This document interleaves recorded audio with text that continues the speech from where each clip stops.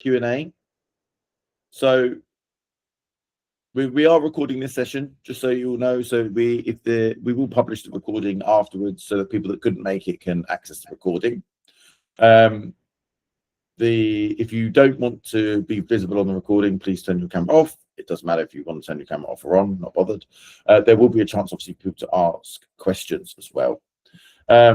So what the purpose of today is, we're going to go through a little bit about what a trade mission is. I know some of you will already know, but also just to discuss what's planned for this trade mission and what's different from previous trade missions we've run. We have planned this trade mission on a much shorter time scale than we normally would. Normally we give people about 6 or 9 months advance notice, and this time we've not done that, and I'm going to explain that as well in a second. So first of all, let's start with that. Why are we planning a trade mission to Saudi Arabia, and why with such short notice in March? So spring and autumn are better times for working in Saudi Arabia. I know some of you that are in this call probably already work in Saudi Arabia. In the summer, it's going to be very, very hot. And February this year is February the 18th to March the 18th is Ramadan, and Ramadan's like Christmas season equivalent, I suppose, for Islamic countries, and obviously Saudi Arabia is an Islamic country. So there's not a lot of point in trying to visit in February, March, between the 18th of February and the 18th of March. And why Saudi Arabia at all? Why not other markets?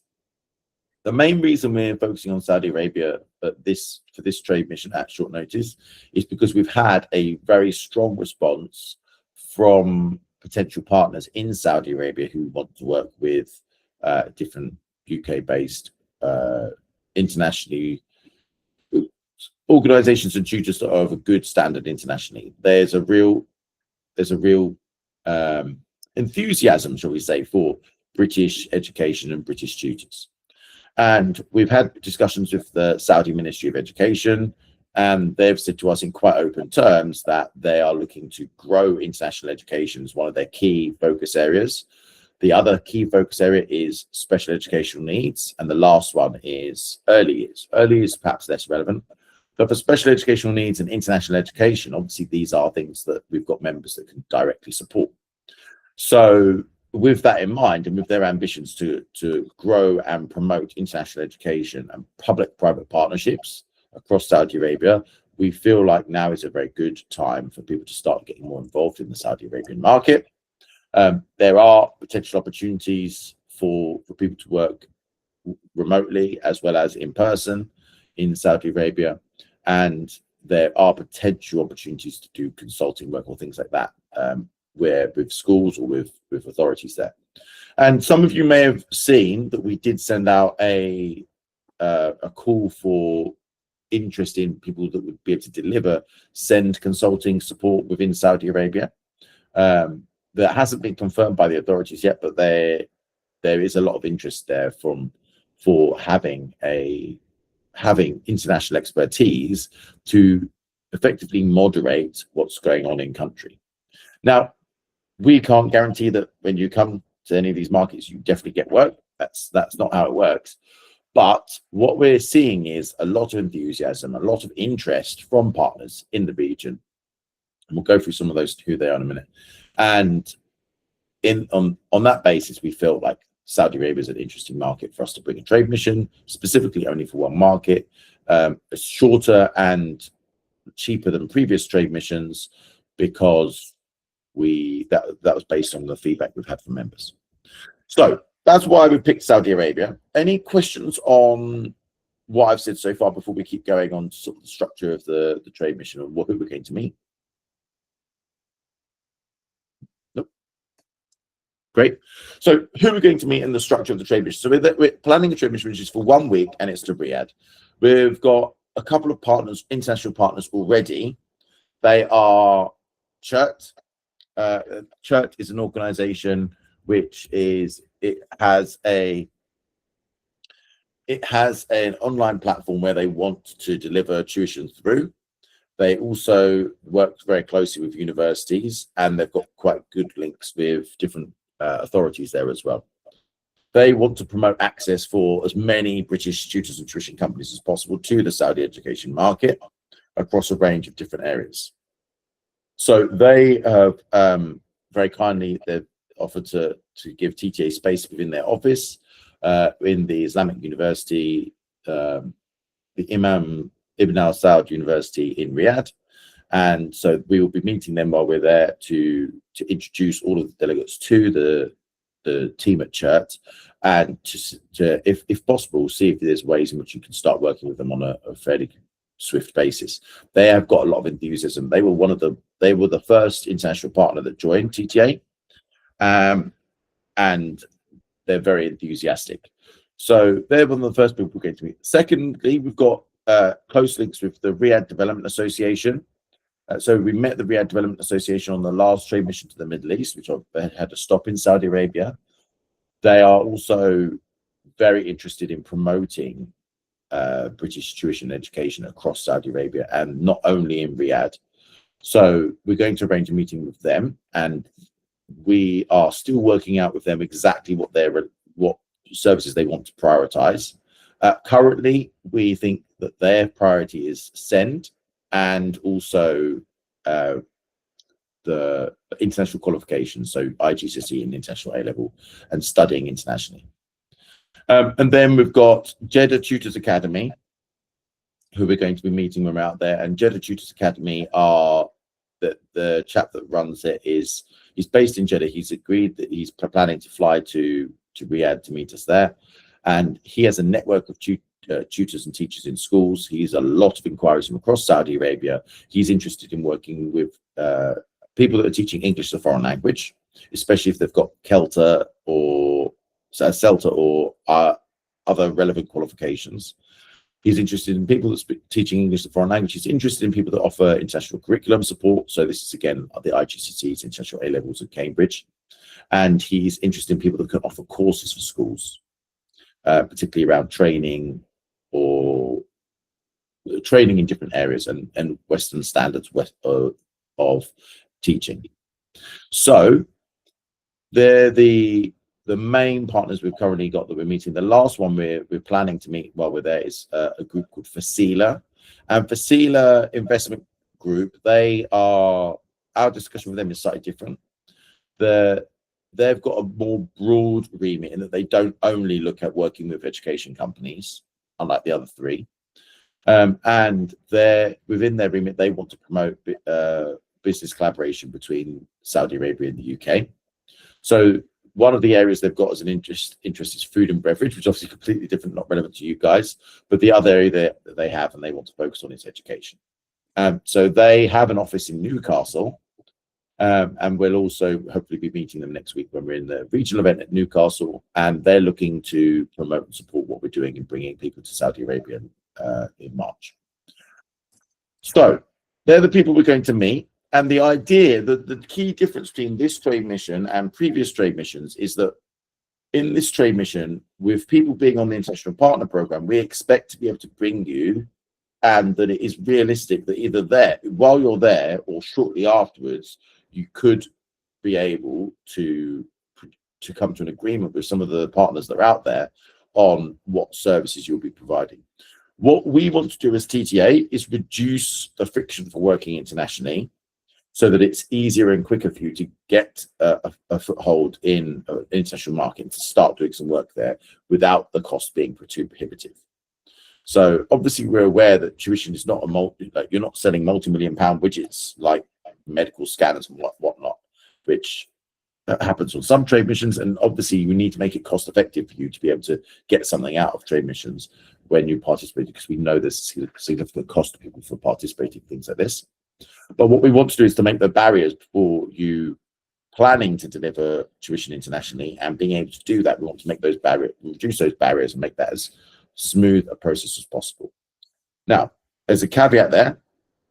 Whilst we can provide with the International Partner Program the standardized legal documentation and the introductions to potential partners, it's very important that we stress that we cannot guarantee you're going to get work, right? It's not how trade missions work.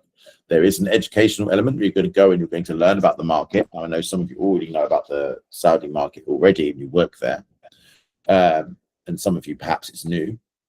there is an element to which you're going to learn, and you will probably need to adapt your products and services to the cultural and general expectations that they have. It's not going to be exactly the same as the UK. And in most cases, you're not going to be able to just take exactly what you do in the UK or elsewhere and just transplant it to Saudi Arabia. It won't work like that. And we can't obviously guarantee that for your any particular service or product that you've got, that you're necessarily going to be that's going to be of appeal in any particular market.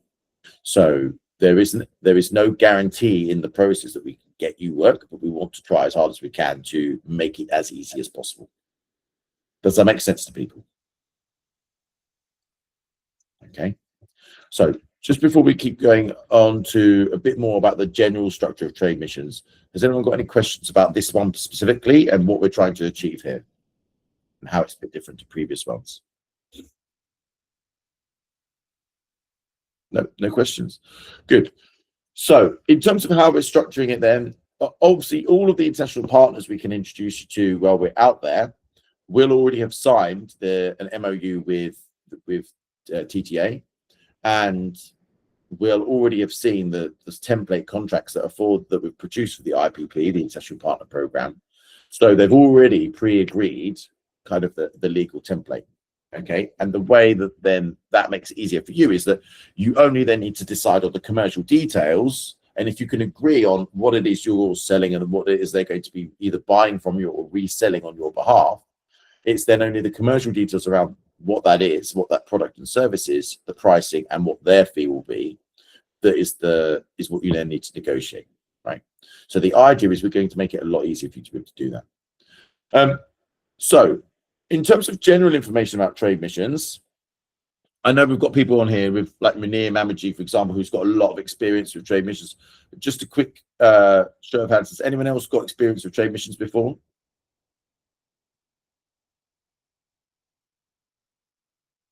Or is this the first time for anyone? So at least some people, it's the first time. Okay. So first of all, I would just encourage you, if you've never been on a trade mission before, talk to people that have, okay, and just ask them to give you their honest appraisal of what it's about, what it's like. Okay. I don't know, Munir, if you wanted to say a few words about your experience on trade missions. Don't have to. Yeah, if you give me a second, I'm just trying to turn my camera on. There we go. There we go.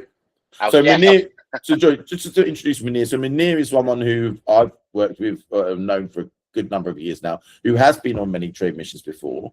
And I'll put him on the spot a bit this time. He has actually previously presented where I've given him advance notice, but he's actually got a lot of experience doing this, and he's an export champion with the Department of Business and Trade.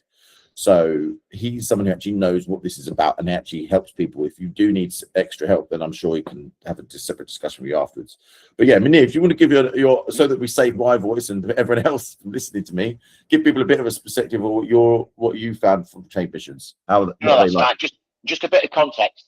I've done 35 trade missions. My first one was in 2007, and I go to Saudi twice a year, 3 times a year.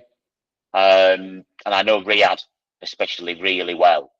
So if anybody after this call wants a separate conversation about how to prepare for a trade mission, how to get the best out of it, then absolutely no issues at all. And as John mentioned, I also consult for organisations and help them on trade missions too. What I would say is the trade mission I can see is for a week, but don't think you just need to give up a week. You'll need to give up time before. You need to give up time afterwards as well. It's a very, very large commitment.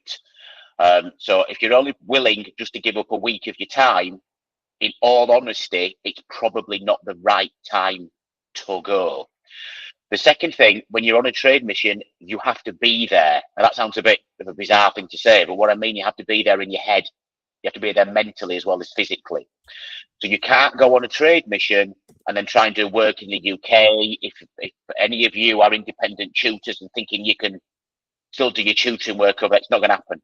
It just simply will not happen. You've got to be absolutely 100% focused. So again, I'm not trying to put you off, but I've just seen this with my own eyes. So please, if you're going to go and you're going to commit and you're going to pay to go, you've got to make sure that you've signed out of just about everything in the UK from a work-related perspective, because you just won't have time, and then you might regret it. I'm going to put my details into the chat. I'm also on just about every single TTA WhatsApp group anyway. But if anybody wants to drop me a line afterwards and have a more of an independent conversation, I have no issues at all. As I say, I've been going to Saudi since 2007. And I've done 35 missions. My MBE is in education and export. I'm an export champion. I know what I'm doing. And I don't mean that arrogantly. I genuinely, honestly do. And I'd love to help you. So I'll put my details in, and John, over to you. No worries. Thanks for that, by the way.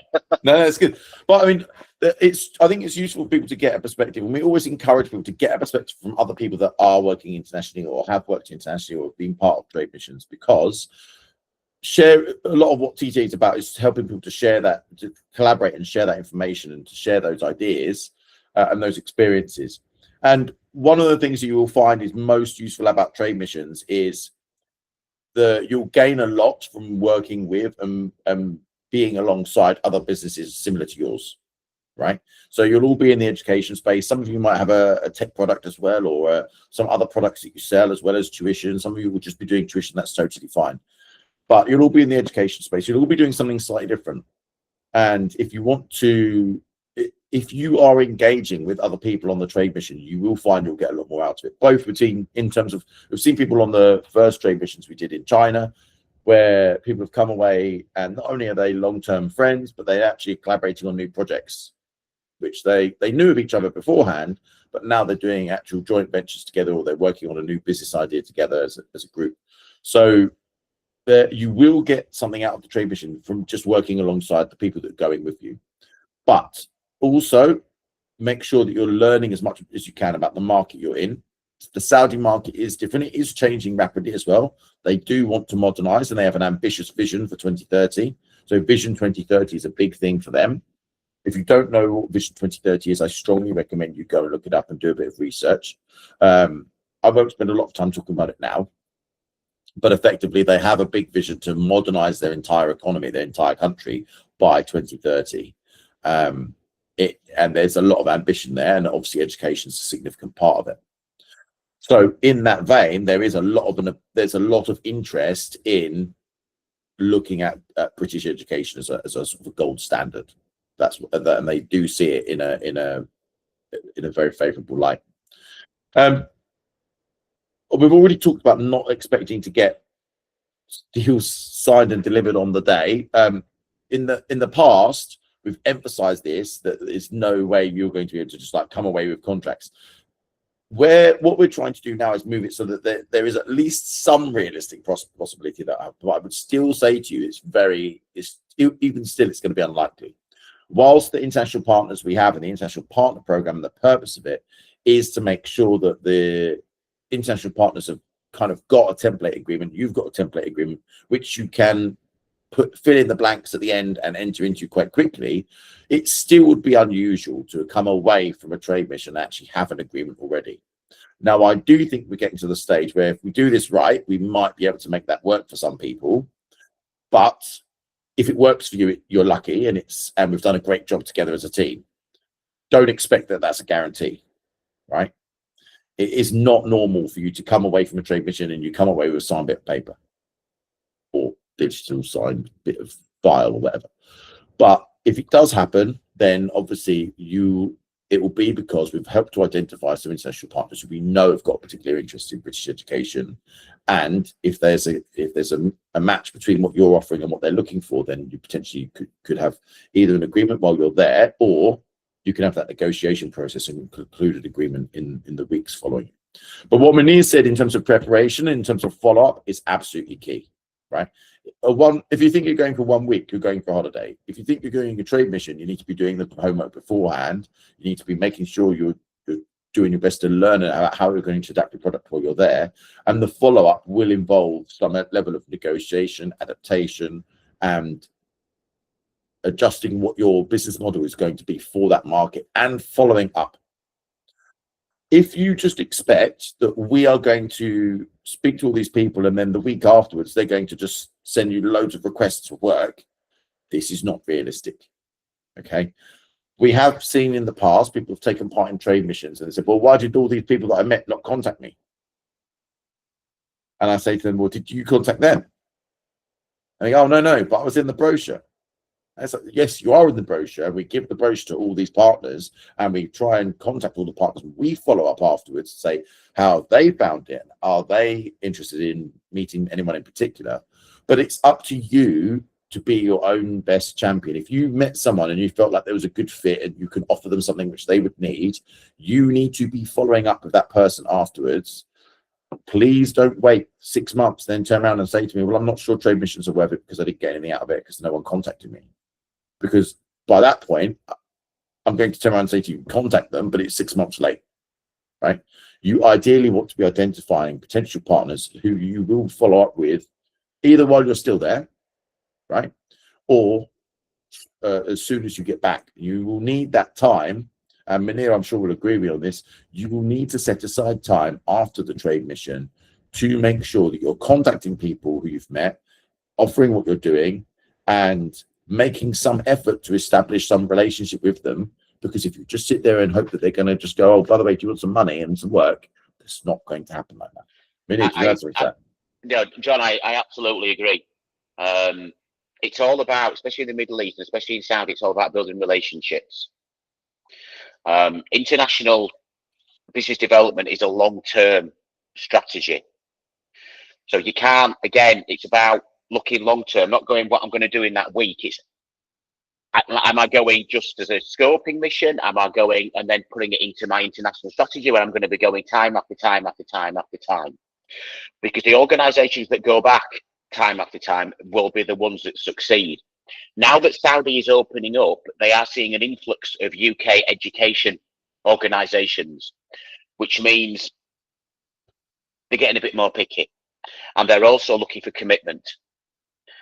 It's how, in some respects, you should never make this comparison, but I'm going to do it anyway. About 20 years ago, it's how Dubai started, where organizations were popping in because people were going there on holiday thinking they'd get clients. And the Emiratis suddenly realized, well, hang on a minute, we want commitment. We want to see people coming back time after time. And this is what's now happened in Saudi. Now the borders have opened. It's very easy to get a visa. You need to be able to show that commitment as well. So it's about being able to go back and build those relationships. It's a long-term sell. Yeah. And I agree with Munir completely on that. You must build that relationship and put some effort into that relationship in order to make sure you get the most out of any trade mission, or any, to be honest, I think this is general advice for any marketing activity where you're going to go to a trade show or anything, right? But it's, as Munir says, for Saudi Arabia, if you are expecting just to go there and that's it, you're never going to go back, you're never going to sort of follow up with these people, then it is a holiday and not a trade mission. But with these things being said, we're kind of giving you the caveats and we're kind of giving you all these sort of the harsh truths, if you like, but there is opportunity there. And as Munir said, the comparison with Dubai 20 years ago, by the way, the Saudis really don't like that. Please don't say this to them. There is an element of which there is a lot of opportunity in Saudi Arabia, and there will be some people that enter Saudi Arabia, the Saudi Arabian market at this kind of stage, and who will have a lot of opportunity to grow their business and do a good job over the next coming 5-10 years. But it's not going to be necessarily entirely straightforward. Whilst they are modernizing, that process is still underway, and it's not necessarily that the things are changing in Saudi Arabia, generally in a positive direction. And they do want help and they do want to work with people, but you will need to put some effort in as well in that process. So are there any particular questions about the trade mission itself? We're happy to take any questions from people about how it's going to work, whether if there's anything that's not clear. John, just confirm which hotel, please. We have not picked a final hotel yet. All right, no. So if you want any help with that, let me know regarding journey planning. Oh no, I'll follow up with you afterwards. We've got about 3 or 4 hotels in a certain area. We're probably going to be somewhere in the central northern. There's a whole string of universities in the northern side of Riyadh, not that far from the airport. It will be somewhere around there. But once we've confirmed the trade mission, we will then send people the details of which hotel will be I'll staying speak to you afterwards. I know exactly where we need to go, and it's cheap but nice Okay. before anyone panics. No worries. That's great. No, I'll catch up with you afterwards, Munir. Sorry, Andrew, did you have a question? Yes, I did. What would you say is a good way to learn more about like how the Saudi market is different and how it might make sense to adapt our services to market ourselves to that market beforehand? Okay. It does partly depend on what you're offering, of course, because if I use the worst possible example, if you're offering LGBTQ training, you are not going to be bothering to go to Saudi Arabia at all, right? Because for them, they're like, no, we don't want anything of that. We don't want any mention of that. Don't come and give me training on how to be LGBT inclusive of anything, because that's not really fitting with their culture. They're modernizing, but don't take a mickey. Yeah. And at the same time, it's not a place for pork salesmen, right? Because they're all Muslim and pork is banned in the entire kingdom. Yeah. And you're not, but in terms of education, if we try and get back to the point, the way you're most likely to focus in on is if you're aligning yourself to one or both of those key strands that we've identified as being of major interest for tuition providers. So that is the international education strand or the special educational needs strand. Obviously, you're not going to go there and try and teach them Arabic better than they can teach themselves, because they've already got Arabic in Islamic studies. That's all. They don't really need that help. What they will want a lot more provision of is that international education angle. And international education splits down into subcategories, right? Are you helping people to learn how to get into international universities, whether it's the UK or elsewhere? Okay. Are you helping people to pass international A-levels, international GCSEs, in which case you're looking for students, someone who can help to connect you with students that would need that support? Are you looking to advise schools or to deliver courses in schools, whether it's courses for the students or whether it's training for the staff? Okay. There is a market for this, but you need to talk to people there and understand what it is they need. Please don't go on a trade mission with like a brochure or a pre-prepared list of products and prices necessarily, without any consideration for how it might be adapted when the customer says, oh, but I don't want it like that, I want it like this. Because if your answer is I can't change it, probably it's a waste of time. Yeah. If they do want it exactly how you've suggested, then great, but that's not that likely. Yeah. You want to have, like of any new market, if you were creating a new product for anything, even if you were only creating it for the UK, you would want to test it out with some potential customers first to make sure you get that feedback from them as, is this going to be what you want? How do you want it to be changed? Is this the right price point? Do you want something bigger, smaller, whatever it is? So we've got that international education piece. That includes studying abroad, and it also includes international qualifications. In terms of special educational needs, there's a lot of focus on improving special educational needs provision. As Munir could probably also tell you, it wasn't that many years ago where people with special educational needs were effectively just locked in at home and they were not going to school at all, because there was like a bit of there was a feeling of shame from parents if, oh, your student's got special educational needs, hide them away. That has changed to some extent. There is an acknowledgement that they need to have different provision for people that have got special educational needs, and they really want to make it work. They really want to do things well, and they want quality. For them, quality is very important. They really want to see quality, and they want to have the best standards. They are ambitious, and there's nothing bad about that. That's good, right? But they want to see quality. And that's why they would mostly be looking to international providers, because they want to see that. The last thing, and I know Munir's got a lot of experience in this area, but there isn't a need for recruitment. They want to set up, I think they quoted some ridiculous number of like hundreds of international schools in the next decade. Now, hundreds of international schools, how are you going to staff them all?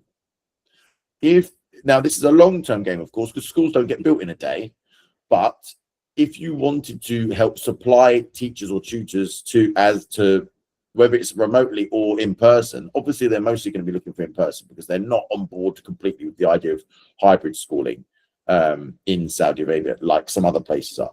There will be a couple of British international schools where they would consider that, okay, but generally speaking, there'll be people that will be looking for recruitment. And again, that might not be at all related to you, and you might say it's not my game, I only do tuition. Fine. But for those of you that are interested in maybe placing English language teachers in schools in Saudi Arabia, there is a market for that as well. Munir, did you want to add something to that? No, I agree. The recruitment's huge. It's absolutely huge, and it's booming in Saudi. They're looking for technology, they're looking for courses, they're looking for solutions from UK providers. There's a really big push to use UK education and UK education technology. So if you've got something that has got a really strong USP that you can adapt to the Saudi market, then great. And I'll give you an example. We've got an AI product that uses avatars that look like all us lot on the call. And we had to adapt it because, incredibly, one of the avatars was a lady who had a V-neck. It's a one-dimensional avatar, and they wouldn't use it because it was a lady with a V-neck. It's bonkers. There's certain things that you will scratch your head when you get to Saudi, but you've just got to go with it. But it's a fantastic market. It's absolutely brilliant, but you've just got to have the patience and the commitment for it. And I've no idea if I answered your question. Does that help, Andrew? Yeah, very much. Thank you. Andrew, if you want, my number's in the thing. Drop us a message afterwards. I'll have to chat with you. Yeah, I will do. Thank you. All right, no worries. Any other questions?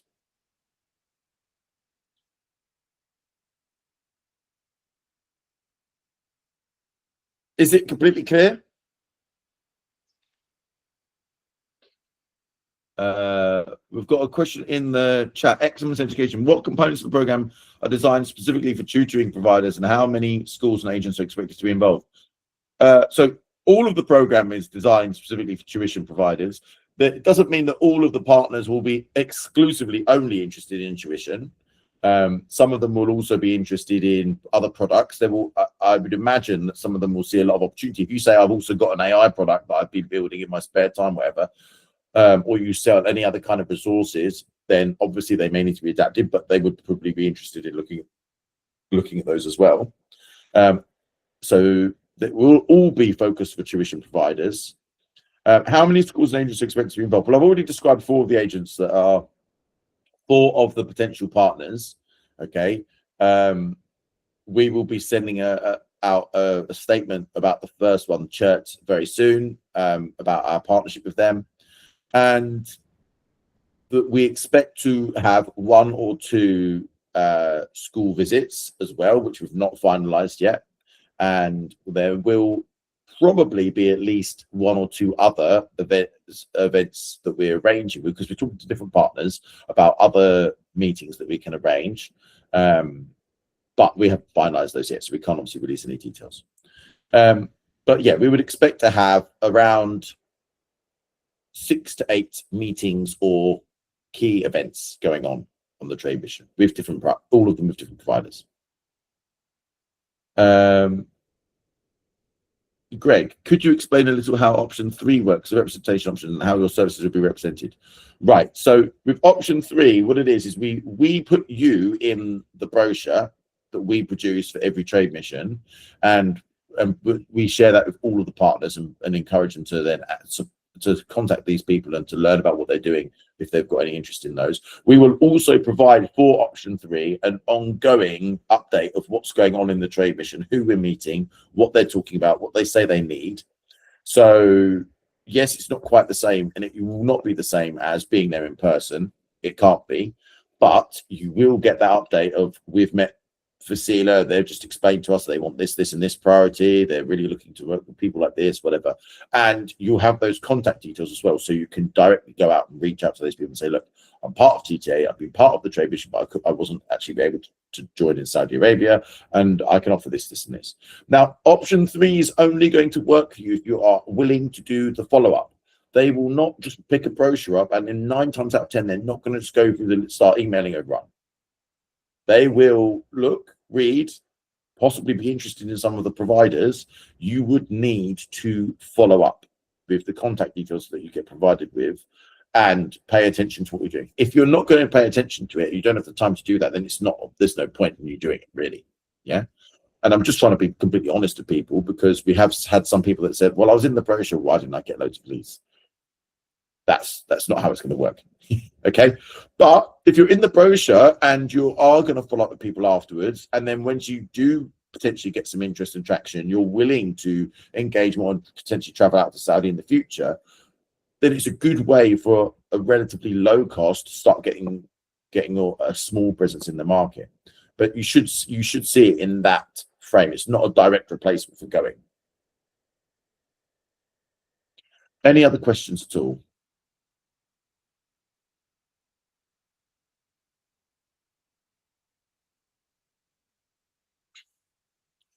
None? What kind of partnerships have previous trade missions resulted in? Good question. So we've run trade missions previously to China twice and to the Middle East, where we did the UAE, Saudi, and Qatar. Different people have had different experiences in terms of how much work they're doing as a follow-up. Okay, we've got some people that have met 2 or 3 new agents in that market, and they're now starting to scale up significantly. They're doing significant amounts of work and looking to grow that quite considerably. We've got at least 3 of the people that have been in China that have definitely been doing work directly as a result of the trade mission as a follow-up. And in the Middle East, which was only in November, we've not got any data now on people that have directly started working with partners in the Middle East yet. Partly because they don't have to tell us if they have, right? Some of them seem to be very happy, and they have not told me who they're working with, what they're doing, but they seem to be very happy with it. And some people have decided in all of those cases that they've gone to the market, learned about the market, and actually thought, it's not quite the same as what I thought, and I don't want to work here. If that happens, it's still a success, because it means that you can stop worrying about that and focus on where you do want to work, right? A trade mission is a learning experience as much as an opportunity to network and meet potential clients and resellers. It is a possible outcome that you go there and you work out, this market is harder than I thought, or this market doesn't have the opportunities in the same way that I thought, and I can cross this off my list as something that's not going to work for me. And it could potentially save you a lot of time and money from trying to work on a product and work on marketing from the UK that's just not going to work in a particular market, right? So if that happens, then that's fine. And that's not necessarily a failure. That just means you understand what's going to work and what's not. We've got Amber Royal. What is the aim of the trade mission to take place? Apologies for the beginning of when you say the aim for the trade mission, Amber, do you want to add any detail? Oh, when is the when is it going to take place? Dates. Sorry, I just meant the dates, because I was looking to find it on an email and I couldn't find it. And I joined late at the beginning. Sorry. Julius no, that's fine. Julius has put it in the chat. Okay. Any other questions at all? Quick show of hands. Oh, how is follow-up support handled after the trade mission ends? You are going to do the follow-up. We will provide you with the contact details, and we will follow up with all of the partners to encourage them to engage with TTA members that have been part of the delegation, and including the option 3, of course. But you will have the responsibility to do the follow-up as well, right? If someone comes to us and they're like, great, we really want to know 5 providers that can do SEM, then we will try and find any of the SEM providers from the trade mission, and we'll update them, and we'll try and facilitate introductions. We will do things like that, but you should expect that that's an added bonus, not that you're definitely going to be introduced to someone after the event who wants to follow up with you. You should follow up with them after having met them, or after having, if you're option 3, after having received the updates that we provide on what different partners are interested in. Okay, does it make sense?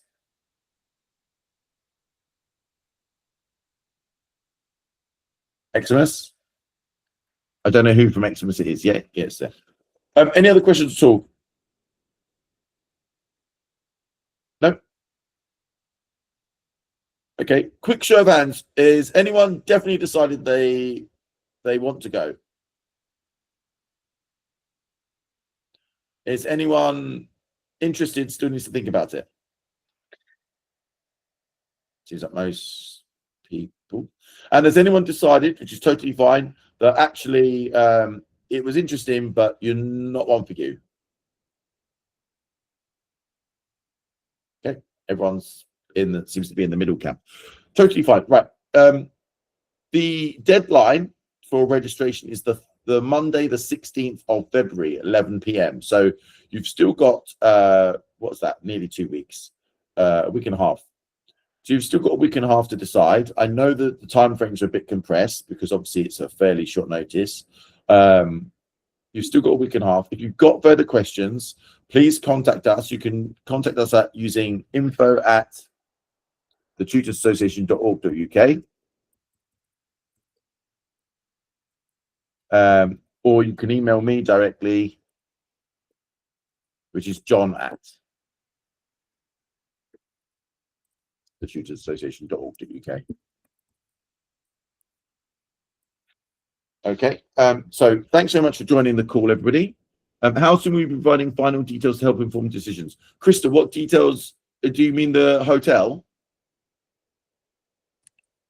Yeah, just sort of all the bits and bobs that you're saying are still sort of being thought about at the moment. So such as hotels, such as sort of final partners that are going to be involved, that kind of thing. So the 4 partners we've just told you, they have all. I mean, unless they've got a serious issue, they can't participate. They've all said they want to be involved. We will probably be only around a week before the trade mission when we'll have to finalise. Well, I say finalised. A final itinerary for exactly who we're going to meet and when. But the other thing that I always say to people is trade missions change. They change all the time, and they change even while we're there. That someone says, "Oh, we now need to travel away to some other country at short notice, so we can't make it," or the meeting gets moved around or whatever. So the itinerary is always going to be a little bit fluid. However, we will be able to give you more details for exactly what's expected to be on the itinerary around a week before the mission. Those 4 partners that we've already mentioned, that's CHERT, the Riyadh Development Association, Jeddah Tutors Academy, and Fasila, they've all indicated already that they want to take part. So we expect we'll be meeting those, as well as 1 or 2 schools. We don't know which schools it will be yet. We are in discussions with some. In terms of hotel, we will probably shortly. I'll have a look at hotels. I've got already a short list of hotels that we're going to be considering. We're going to provide some update on that, but option 1 includes the hotel within the price. Option 2 does not include the hotel, but if you want to understand roughly where we're going to be staying, I will share it on the map for you.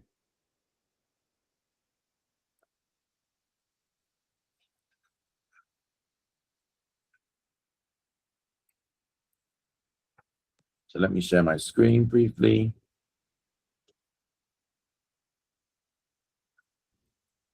So this is Saudi Arabia.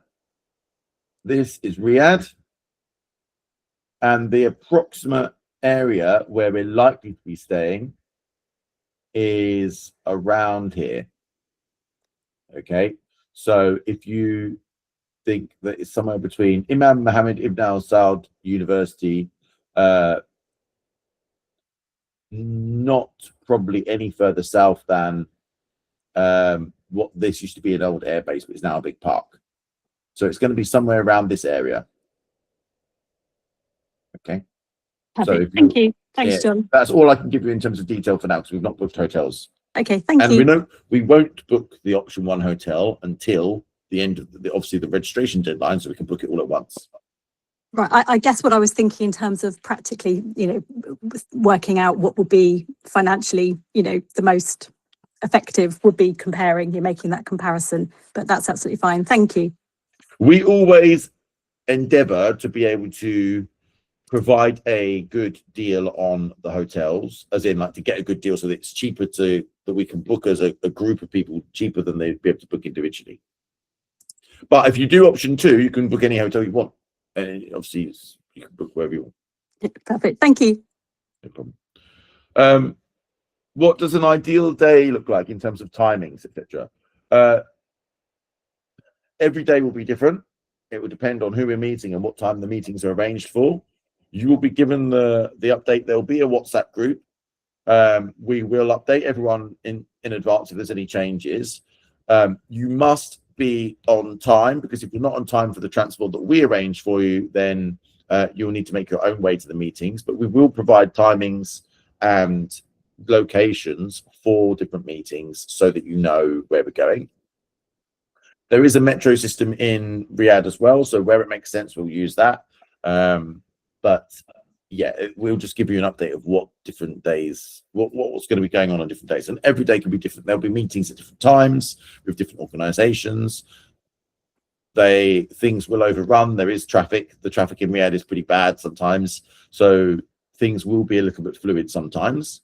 But we'll keep everyone updated via this WhatsApp group that we'll create for each trade mission. We create 2 WhatsApp groups. One is for option 1 and 2 only, which is the people that are actually in Riyadh, and we'll include all the details of sort of, there's really bad traffic, so certain meetings being delayed. It's not really relevant for option 3.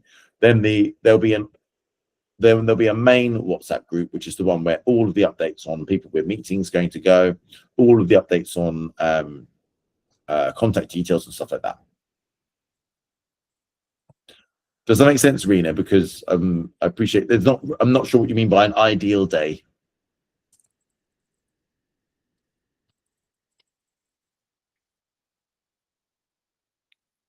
Okay, any other questions at all? Yeah, really quickly, what is the spelling of the first organization you mentioned and the fourth one, CHERT and Fasila? CHERT, C-H-E-R-T, and Fasila, F-A-S-E-E-L-A-H. Thank you. Okay. Right. Any other questions? Nope. Okay. So we'll close the meeting here then. Thanks everyone for joining. And if you've got any questions, please contact us. And otherwise, we hope to see some of you in Riyadh.